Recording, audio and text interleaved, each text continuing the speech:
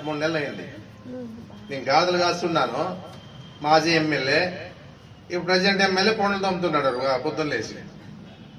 మాకేం మాట్లాడే చేత కదా. ఏంది ఇష్టానుసారంగా మాట్లాడితే ఏంది అనుకుంటున్నావు నువ్వు?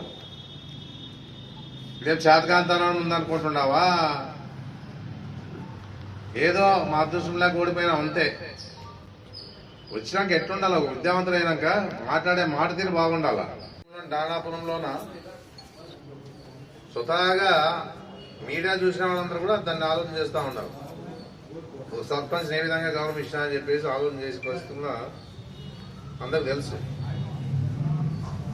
అది ఆ సర్పంచ్ నిజంగా గట్టికుడే, గట్టిగా పోరాటం చేస్తా ఉన్నాడు. దానికి మద్దతు ఇచ్చారు, చాలా మంది కూడా మద్దతు ఇచ్చారు. మళ్ళా కొంతమంది ఆయనకు అనుకూలం అంటే ఆ పార్టీకి అనుకూలంగా ఉండి ఆయనకు అనుకూలంగా ఉన్న వాళ్ళు ఏం చేశారంటే మళ్ళా ఏదో తప్పు అయిపోయిందని చెప్పించేసి మీడియా ద్వారా తెలియజేశాం. ఎవరు ఉన్నప్పుడు చెప్పాలి. అది అదే సర్పంచ్ గారు ఉన్నప్పుడు ఆ సర్పంచ్ని పెట్టుకొని ఆ సర్పంచ్ ద్వారా చెప్పిస్తే దానికి విలువ ఉంటుంది. అలా సర్పంచ్ అవమానపడినాడు కాబట్టి నాకు అవమానం జరిగింది కాబట్టి నా పోరాటం నేను చేస్తా అని చెప్పేసి ఇప్పటికీ నాకు తెలిసిండే విషయం ఏమంటే హైకోర్టుకి వేసినారని చెప్పేసి పేపర్లో చూశాను. ఇవన్నీ ఏదో స్వతహాగా చేసుకుంటామంటే ఏం జరుగుతా ఉందంటే వైఎస్ఆర్సీపీ వాళ్ళు దానికి సపోర్ట్. ఎందుకు నీవు చేసిండే తప్పు నువ్వు తెలుసుకోకుండా వైఎస్ఆర్సీపీ పార్టీ వాళ్ళు ఏం చేస్తారు? మీ పార్టీ వాడే బీజేపీ కండువా వేసుకున్నాడు, మీ పార్టీలో ఉన్నాడు. మీ పార్టీలో ఉన్నా కూడా మీ వానికి అవమానం జరిగింది, నాకు ఇక్కడ గౌరవం లేదని చెప్పేసి ఉద్దేశంతోన ఆయన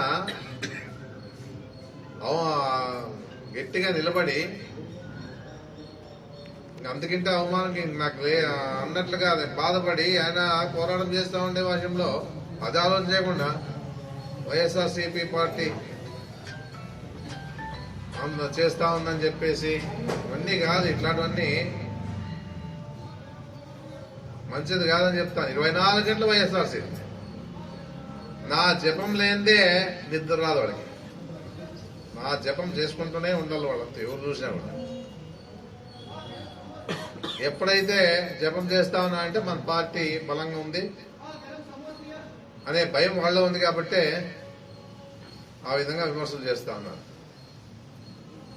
జనానికి తెలియదా ఈరోజు ఆదోళన ఏం జరుగుతా ఉందని చెప్పేసి? ఆ రోజు ప్రచారాలు నమ్మినారు.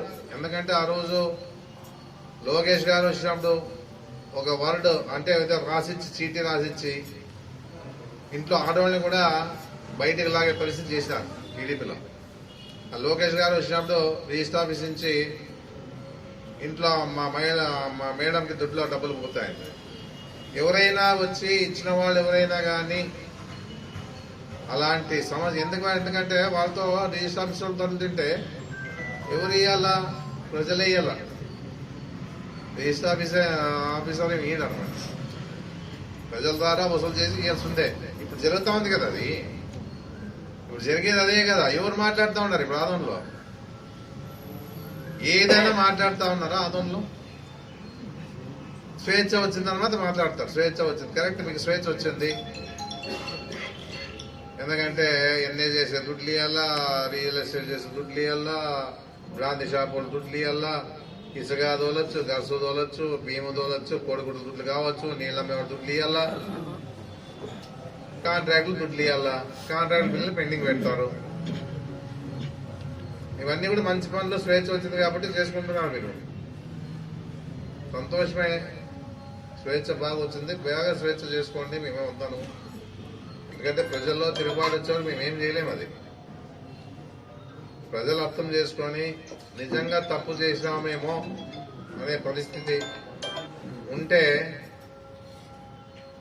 అదే నేను తప్పు చేసినా అంటే నాకు 72,000 ఓట్లు రావు. నాకు 72 ఓట్లు వచ్చాయంటే అది మా మీద ఉన్న అభిమానం కానీ మేము చేసిండే పనులు కానీ చూశారు, గుర్తించారు కాబట్టి నాకు ఓట్లు వేసారు 72,000 మంది. ఏదో ఈవీఎంలతో ఎమ్మెల్యేలు అన్నది కూడా ఇప్పుడు మాట్లాడతాం. ఇప్పుడు ఆ పార్టీలో ఎవరున్నారు? ఆర్ఎస్ఎస్ బాగా పనిచేశారు పాపం, వాళ్ళందరూ బాగా కష్టపడినారు. ఎందుకంటే బీజేపీ పార్టీ వచ్చింది, టికెట్ ఇచ్చినారు, వాళ్ళు మనం గెలిపించుకోవాలని బాగా కష్టపడినారు. అలాంటి ఆ బీజేపీ వాళ్ళు ఉండేవాళ్ళు కూడా ఆ నాయకులంతా బాగా కష్టపడినారు. ఇంకా మామూలుగా జనసేన, తెలుగుదేశం పార్టీ వాళ్ళు కూడా సపోర్ట్ చేశారు. మరి ఈరోజు ఎవరున్నారా? మా పార్టీ నుంచి పోయిన వాళ్ళే మా వాళ్ళు ఉన్నారు కాబట్టి అది ఎవరికైనా విలువలు ఉన్నాయా? ఏదైనా ఎన్నిసార్లు మీడియాలో వచ్చింది? లారీలు నిలబెట్టి వసూలు చేసేది ఒకటి వచ్చింది. లెటర్లు ఇస్తే కూడా దానికి కప్పం కట్టాల. నేను ఎక్కడికి పోయినా కూడా, ఎవరు లెటర్లు అడిగినా కూడా, ఎవరికి కానీ ఏదైనా కానీ మంచి చేయాలని చెప్పేసి, మంచి ఆఫీసర్ని ఆదంలో తీసుకురావాలని చెప్పేసి ప్రయత్నం చేస్తుంటే, ఇప్పుడు ఆఫీసర్లు ఎవరైనా రాని ఏదో రకంగా లాభపడితేనే వాళ్ళు ఉంటారు. ఇవన్నీ ప్రజలు అర్థం చేసుకుంటారు. అర్థం చేసుకునే టైం వస్తుంది. గ్యారెంటీగా భగవంతుడు ఉన్నాడు. ఏదున్నా కూడా ఆదోని మనం చేసిన డెవలప్మెంట్ ఎవరు చేసే చేత కాదు, చేయలేరు కూడా గట్టిగా చెప్తాం. ఇది ఖచ్చితంగా జరుగుతుంది. ఇది అంత పెద్ద మెడికల్ కాలేజ్ 475 కోట్లు నిలబెట్టినాం. అది చూడి మేము ఉన్నప్పుడు స్టార్ట్ అయింది. మళ్ళీ ఇప్పుడు ఏం చేస్తున్నాం? నేను ఏమాటన్నావు? నేను మెడికల్ కాలేజ్ బంద్ అయిపోయింది, నేను ఏమనాలి ఇప్పుడు? నేను డిగ్రీ కాలేజ్ ఉంది, అదేదో రాజు వైఎంకే స్కూల్ ఉంటే దాంట్లో పెట్టించి మొత్తం మాట్లాడి ఏదో చేసినాం కాబట్టి, ఏర్పాటు చేసినాం కాబట్టి డిగ్రీ కాలేజ్ ఆడ నిలబడింది. అదే ఎక్కడ దొరకపోతే అది వాపస్ పోయేది. అది డిగ్రీ కాలేజు ఆడేమన్నా అంతమంది పోరాటం చేసిన వాళ్ళు ఏమన్నా ఆ రోజు అన్ని స్టూడెంట్ యూనియన్లు పోరాటం చేస్తే మనం తెచ్చిన దానికి సంతోషం లేదు వాళ్ళకి. ఎందుకంటే రానప్పుడు శాంక్షన్ అయ్యిందని చెప్పేసి స్వీట్లు తినిపించారు బాగా. పోయి టీడీపీ మీనాక్షి ఇంటికి పోయి స్వీట్లు తినిపించి చేశారు. ఎలక్షన్ ఉందే 2019లోనే 18లోనే. మళ్ళీ ఈరోజు మేము తీసుకుని వచ్చినా కూడా మా నోట్లోకి వచ్చి స్వీట్ పెట్టలే. సరే, మేమేం దాన్ని ఆలోచించలే, నేను తెచ్చామనే సంతోషం ఉంది. మళ్ళా ఆ వైఎంకే స్కూల్ ఏర్పాటు చేసాక ఎంతమంది ఉన్నారు స్టూడెంట్స్? 30 మంది. అంటే మన స్టూడెంట్స్ యూనియన్లో అంత కష్టపడిన వాళ్ళంతా కాలేజీలో చేర్పేయాలి కదా. ఈరోజు బాగా స్ట్రెంత్ పెరిగింది. మళ్ళా దాని గురించి ఆలోచన చేసి ఒక 5 ఎకరాలు ఆల్రెడీగా ఆ కాలేజ్ గ్రౌండ్ కోసం ఏర్పాటు చేశాం. అది బిల్డింగ్ శాంక్షన్ 5 కోట్లు పెడితే బిల్డింగ్ శాంక్షన్ అవుతుంది. ఆ శాంక్షన్ తీసుకొచ్చి కట్టి గుర్తింపు ఉంటుంది. ఇవన్నీ కూడా ఏమిలే 24 గంటలు ఏదో చిన్న ప్రోగ్రాం పోయేది, 1 గంట సేపు మాట్లాడేది. అది మొదట్లో అయితే కొత్త వింత కదా. కొత్తలోనా అందరూ పాపము మేధావి వచ్చినాడు అని చెప్పేసి అనుకున్నారు. ఇప్పుడు ఎప్పుడైతే నీది వస్తుందో టక్కని పక్క తొప్పేస్తారు. ఆ మాటలు నేర్చుకున్నామంటే సంతోషమే. బాగున్నాయి మాటలు మాత్రం. అబ్బా, ఇంకా ఆ మాటలు చెప్పరాదు. అది మాకు ఆ మాటలు రావు. ఉండేది ఉన్నట్లు మాట్లాడతాము, ఉండేది ఉన్నట్లు చేస్తాము.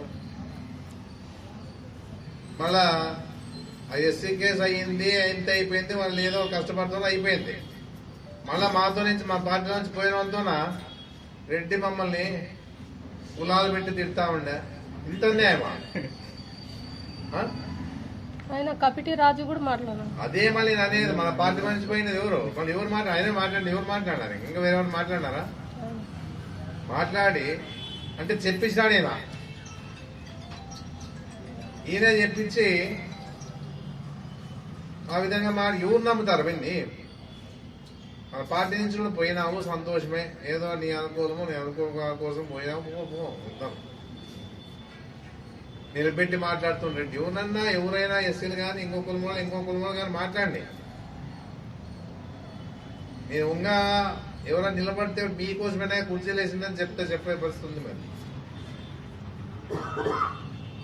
బాగా ఆలోచన చేయాలా. చెప్పించినప్పుడు కూడా నిజాలు ఉండాల. అదే అవమానం మీకే, నాకు కాదు. అది నేను ఏ రోజు కూడా ఊరికే ఉన్నాను. ఇప్పుడు ఏమన్నా చేసుకోనిలే, ఎవరు ఏం చేసుకుంటే ఆధోనిలో ఏదైనా చేసుకొని మేమంటూ ఎప్పుడు కూడా ప్రశ్నిస్తూనే ఉంటాం. తప్పుదు అది. అంతేగాని మీరు అనవసరమైన మాట్లాడకుండా ఒక బాధ్యతయుతమైన పదవిలో ఉండవు, జాగ్రత్తగా మాట్లాడి నేర్చుకొని చెప్పేసి తెలియజేస్తాను. నమస్కారం. ఆ రోజుల్లోనే ఎలక్షన్లు అయితే చెప్పిన చెరువు ఉంది, చెరువు ఇబ్బంది అవుతుంది. దాదాపుగా మన 3.5 లక్షల పైనే ఉంటుంది. ఈ జనాభాకి తాగునీళ్ళు ఇబ్బంది వస్తుంది అంటే ఇప్పుడు కళ్ళు తెరిచినావా నువ్వు పోయి? ఇప్పుడు కళ్ళు తెరిచి ఏదో ఇప్పుడే తెలిసినట్లా, అదేదో పోయి మనం చూసినట్ల, ఏదో మనం విమర్శనం చేసినట్లు కాదు. నీకు కావాల్సి ఉండేది. గతంలో ఏమన్నా అదే చెరువుకే 20 కోట్లు శాంక్షన్ చేసినా అన్నావు. ఎక్కడున్నాయని చెప్పేసి మీనాక్షి నాయుడు కూడా అడిగినారు, ఎక్కడ తెచ్చారని. వైఎస్ఆర్సీపీ వాళ్ళు ఎందుకు మాట్లాడలేదు అన్నాడు. అది తెచ్చింటే కదా మేము మాట్లాడేది. 20 కోట్లు వచ్చినాయి చెరువుకి అని చెప్పేసి నువ్వే చెప్పినావు. మళ్ళీ ఎక్కడున్నాయి? మళ్ళీ ఈరోజు నిన్న పోయి ఏదో పబ్లిక్ ని నీ మాటల ద్వారా ఏదో రకంగా మభ్యపెట్టడానికి ప్రయత్నం చేస్తా ఉన్నావు. కానీ నువ్వేం చేసినావు? ఆయన 13 నెలలు అయింది అంటే ఆదోళనలో నీకు ఇంత బాధ్యత ఉంది. అప్పుడే నీకు తెలిసిపోయింది అందరు జనం కూడా.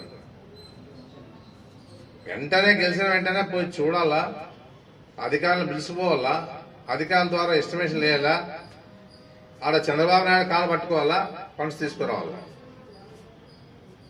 అంతేగాని నీవు ఏది లేకుండా ఏదోలే మాట్లాడితే మందే చల్లుతాలి అని చెప్పేసి అనుకుంటున్నావు. అందరూ మాట్లాడతారు. బాధ్యతాయుతంగా మాట్లాడి నేర్చుకోని చెప్పేసి చెప్తా ఉన్నాను. మేము ఎప్పుడు కూడా ఇంతవరకు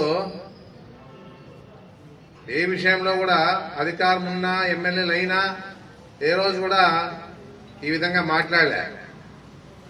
ఇది రెండోసారి మాట్లాడుతా ఉన్నావు. అదే జిల్లా పరిషత్ లో ఏం మాట్లాడావు? అదే ఎమ్మెల్యే మీద గాజులు కాస్తుంది మీ ప్రభుత్వాన్ని మాట్లాడతావా? అప్పుడు ఎంతమంది విమర్శలు చేశాను, నీకు ఆలోచన చేయలేదా నువ్వు? ఏదున్నా కూడా ఏదో ఇప్పుడే తెలిసినట్లా ప్రజలు మభ్యపెట్టి ఇప్పుడైనా ఏమైంది? ఇంకా నీకు అధికారం ఇంకా 4 ఏళ్ళు ఉంది. మళ్ళీ 27 వస్తే చెప్పలేము ఎలక్షన్లు. 27 అన్నా కూడా ఇంకా 2 ఇయర్స్ టైం వస్తుంది. అంత లోపలన్నా అదేదో ఫండ్స్ శాంక్షన్ చేసి తీసుకువచ్చి ఎలాంటి సమస్య లేకుండా చేయాలని చెప్పేసి నేను కోరుతా ఉన్నాం. ఎన్నిసార్లు దాని మీద స్టేట్మెంట్ ఇచ్చినామో నీకు స్పందన లేదు. ఎంతసేపు ఉన్నా ఆ రోజుల్లో అధికారం వచ్చేదానికి ఆ బైపాస్ లోనే మబ్బు పెడితివి. నేను చేస్తాను, అలైన్మెంటే మార్చేస్తాను నేను అని. ఈరోజు ఏం చేసి ఏదైతే సెంట్రల్ గవర్నమెంట్ శాటిలైట్ లో చూసి వాళ్ళు ఇచ్చిన లైన్ ప్రకారంగా అయింది, కానీ నువ్వు చెప్పిందేం తిరగలేదాడా? ఈరోజు మళ్ళీ బైపాస్ లోకి పోతావు, అంతా తిరుగుతావు. ఫిబ్రవరికి, మార్చికి, ఏప్రిల్ లోపల నీకు అందిస్తాను. నువ్వేం అందించేది? ఆల్రెడీగా అది జరుగుతూ ఉంటుంది. నువ్వు అందించేది లేదు, పెట్టేది లేదు. కాంట్రాక్ట్ బుడికింది మేము, అది కాంట్రాక్ట్లు ఎవరైపోతే తెచ్చింది మేము, శాంక్షన్ చేసింది నేను. మంచి కాంట్రాక్ట్లని చంద్రశేఖర్ రెడ్డి పెట్టి ఈరోజు పనిచేస్తుండేది మేము. నువ్వు ఎమ్మెల్యే అయితేనే 3 నెలలు ఆపలేదాన్ని. మాకు పని కావాలని కాంట్రాక్ట్ తో చెప్పినాం అంతే. ఏది కూడా ఆ రోజులో మేము ఆశించలే. మాకు పని అయితే అదే చాలు, 10,000 అని చెప్పేసి ఆలోచన చేసినాం మేము. ఇవన్నీ ఎంతసేపు ఉన్న గతంలో చిన్న పెండేకల్, పెద్ద పెండేకల్ దగ్గర కూడా రోడ్డు 4 కోట్లతో శాంక్షన్ అయింది. 3 కోట్లు 4 కోట్లు ఉంది. ఆ రోజుల్లో రైతులు స్థలాన్ని అంటే రస్తాకి బండి రస్తా ఉంది, కొంచెం ఏంటంటే వదలలేని పరిస్థితి. ఒక జీవో వచ్చింది. ఈ విధంగా రోడ్లు వేసినప్పుడు ఏదైనా కానీ రైతుతో నుంచి తీసుకునేదే, అంటే డబ్బులే మీరు రైతు ద్వారా తీసుకొని ఆ రోడ్డు వేయాల్సిందే కంపల్సరీగా. దాన్ని పోయి ఓపెన్ చేసి ఆడు 2 స్పీచ్ ఇస్తుంది. అదే అంటే నీ తెచ్చినట్లా అన్నట్లు ప్రజలకు అర్థమయ్యేదానికి చూపించడానికి ప్రయత్నం చేస్తుంది. అవన్నీ గతంలోనే టెండర్లు అయిపోయినాయి. బలరాం కాంట్రాక్ట్ చేస్తా ఉన్నాడు. బలరాం ద్వారానే ఈ రోజు కూడా పనిచేస్తా ఉంది. అధికారులు కూడా ఆ జీవోని మొదట బయటికి తీయకుండా తర్వాత తీసి ఆ జీవో వచ్చిన తర్వాత ఇప్పుడు స్టార్ట్ చేసి నీతో మేము ఆల్రెడీ టెంకాయ కొట్టినాం. ఎందుకంటే ఆ ఏరియాలో అది రోడ్డే కాదు, ఇంకా మిగతా రోడ్లు కూడా బైచ్కేరి, చిన్న పెండేకాలు ఇవన్నీ జరిగినాయి. బైచ్కేరి, పెద్ద పెండేకాలు అన్ని జరిగినాయి. ఇవన్నీ కూడా ఆ రోజు మేము టెంకాయ కొట్టినాం. నేను 2వ టెంకాయ, ఎందుకంటే ఒక ఎమ్మెల్యే అయినా కాబట్టి 2వ టెంకాయ కొట్టించి మీతో చేసినాం. అదే మీనాశ్వరుడు ఏమన్నా మాట్లాడాడు? ఒక పెద్ద మనిషిగా ఆయన ఏమి మాట్లాడలే. మేము తెచ్చినామని చెప్పలే. మేము తెచ్చినామేమో అన్నట్టు నువ్వు క్రియేట్ చేసి మబ్బు పెట్టడానికి చూసినావు. అది మాటల్లోనే అర్థమవుతా ఉంది. నువ్వు స్వతహాగా ఏ పని తేలే. అప్పట్లో ఏదైనా కానీ నేను ఏదైనా లెటర్లు పెట్టినవి ఇప్పుడు వచ్చినాయి, కానీ స్వతహాగా నీ లెటర్ ద్వారా కానీ ఏది కానీ రాలేదు. అందుకే ఏదున్నా కూడా మాట్లాడేటప్పుడు బాగా గౌరవంగా మాట్లాడేది నేర్చుకోవాలి. ఎవరితోనే అని అనిపించుకునేది మంచిదే. ఏం చేస్తానంటే ఏం 23 ఆగస్టు జరిగే పని కాదు. జరిగింది. మనం నీళ్ళు ఇవ్వాలా, దాని ఇబ్బంది ఉండదు జనానికి అని చెప్పేసి మన మున్సిపాలిటీ ద్వారానే ₹1 పెట్టి బండి వేసి దాన్ని నీళ్ళు వేసి నింపి ఇంతవరకు జరుగుతా ఉంది. మేము వేసిన బండి అది ఇంకా అదృష్టం అనుకోవాలి. మన అదృష్టం అనుకోవాలా. అదిగిన ఏదైనా అయింది, పొరపాటు అయిందంటే తాగేదానికి నీళ్లు లేవు ఆగంలో. ఆ పరిస్థితి అన్ని యాడ్ చూసినా బోర్లోన అన్ని కూడా ఈ ఉప్పు వాటరే, మంచి వాటర్ కాదు. అందుకే ఏదన్నా కూడా గౌరవంగా మాట్లాడి నేర్చుకోవాలని చెప్పేసి ఒకటి చెప్తా ఉన్నాను. ఈ విధంగా మాట్లాడకుండా నువ్వు ఏదో అంటే ఎవరు కూడా యువతల పార్టీ వాళ్ళు కూడా అనిపించుకునే పరిస్థితి లేదు. జాగ్రత్తగా మాట్లాడి నేర్చుకోని చెప్పేసి నేను తెలియజేస్తా ఉన్నాను.